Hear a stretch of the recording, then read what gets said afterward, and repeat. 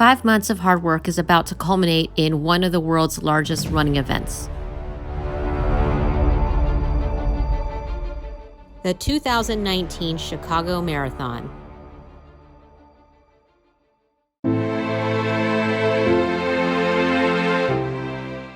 This is not my first rodeo to the Chicago Marathon. I had ran it in 2017. I was relatively new to running marathons, having just started the distance in 2016. However, my memories of 2017 were not pleasant, as I struggled with the challenges of running in my first World Marathon Majors. 2018, I ran the New York City Marathon and was disappointed that my performance did not meet my goal time of a sub-4 finish. Since the beginning of this year, I have been slowly rebuilding back to my personal best, one race at a time.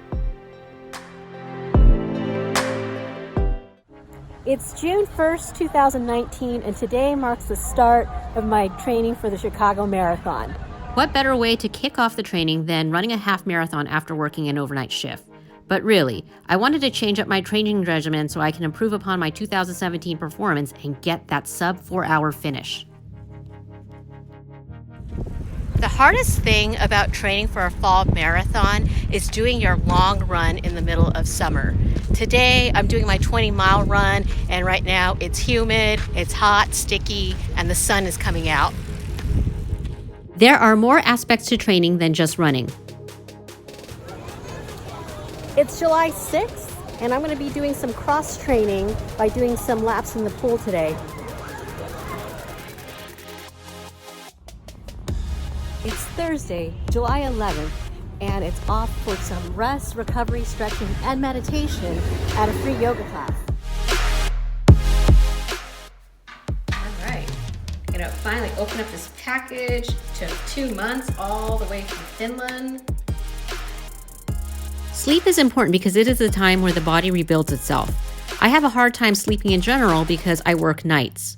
I'm hoping this ring will help me track my sleep and motivate me to improve upon my sleep quality. I'm taking advantage of every recovery tool made available to me. And all those weeks of pounding the pavement have wreaked havoc on my left foot and my left hip. To address some of my aches and pains, I decided to take a deep dive into the world of cryotherapy. There's a whole mental component to marathon running. So during this taper period, I'm going to take the time to strengthen my mind so that way I'm not going to be a head case on race day. Relax the eyes, soften them. Relaxing the jaw and the shoulders. It's October 9th, 4 days away from the marathon. I just completed my last workout. I really pushed those last 3 miles because that's what I plan on doing on race day.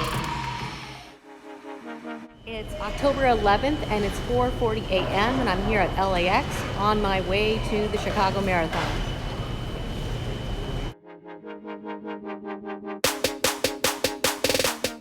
So cool that I have money left over on my card in 2017 for public transportation.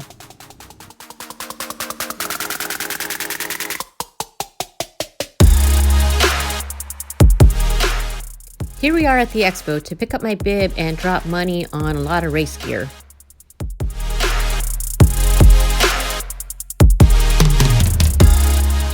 My favorite part of the expo was having the opportunity to write some encouraging words on a postcard that would be later mailed back to me.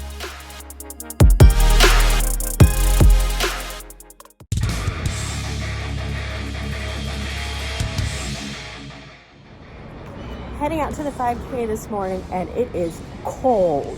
It's 38 degrees right now, and I'm wearing shorts. Apparently, I had misinterpreted the weather forecast and did not realize that 50-something degrees was the high. Chicago has really chilly mornings. Instead of the 5K being a warm-up run for the next day, I was running to stay warm. I hope it won't be as cold on marathon morning.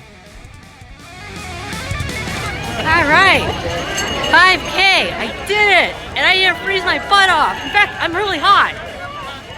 If I can get over my aversion to the cold, here is the flat lay for tomorrow's marathon with the tank top and arm sleeve warmers. Oh, and also $2 gloves from 7-Eleven. This is the last supper before the Chicago Marathon tomorrow morning.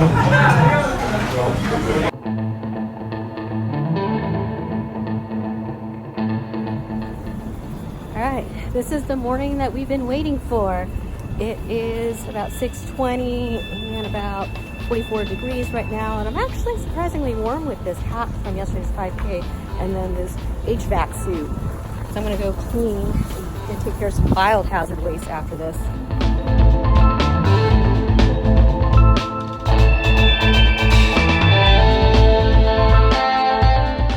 It's not a World Marathon Majors without long lines to the bathroom. Believe it or not, all these people in the crowds are keeping me warm. Plan on getting rid of this jacket once I warm up in the first few miles. Here we go, 45,000 runners off to the start of the 2019 Chicago Marathon.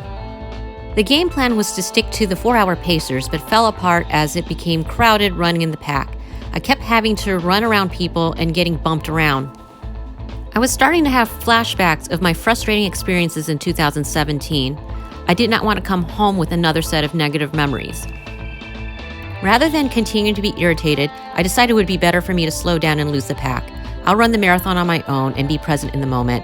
I ended up having an even better experience and didn't even hit the dreaded wall.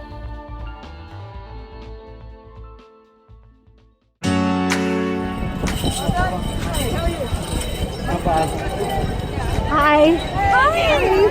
Ready? Yeah. All done. All right. Thank you.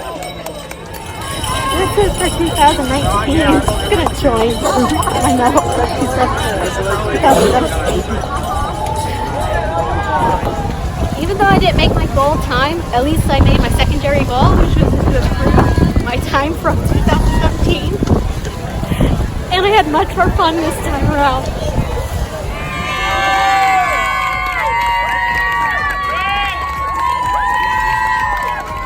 For 7:35. That's actually the best time of the World Marathon Majors and ran in, and also the best time I ran this year.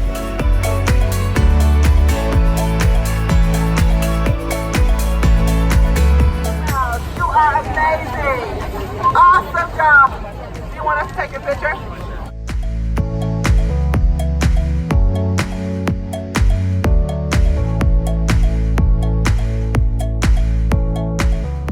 It's the little victories that you have to celebrate. So I'm walking normally just fine after a few hours after the marathon to go to dinner. And I've come to love this hat, and I still have my $2 gloves from 7-Eleven.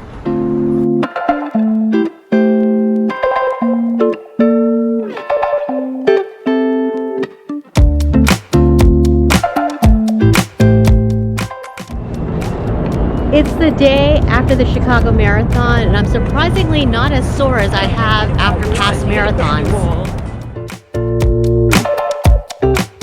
One last marathon task is to get my medal engraved at the Nike store.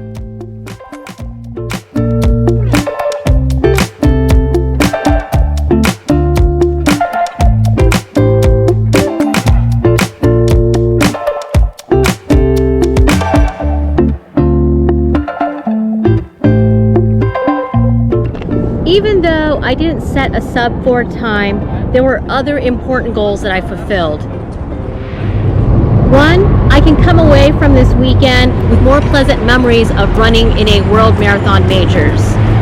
Instead of being so focused and stressed out about a finish time, I relaxed and felt so grateful about having this privilege to run in this marathon. Two, I am prioritizing recovery as much as I prioritize my workouts. Picking up meditation, yoga, and getting good sleep has made me be a more well-rounded runner. Some people may say that I have reached my full potential, with this being my 12th full marathon. Maybe I'm destined to be a mid-packer. I don't think so. I think there is more room for growth, whether it be in my fitness or mental resilience. I'm still going to continue running marathons, and I'm excited to keep pushing the boundaries.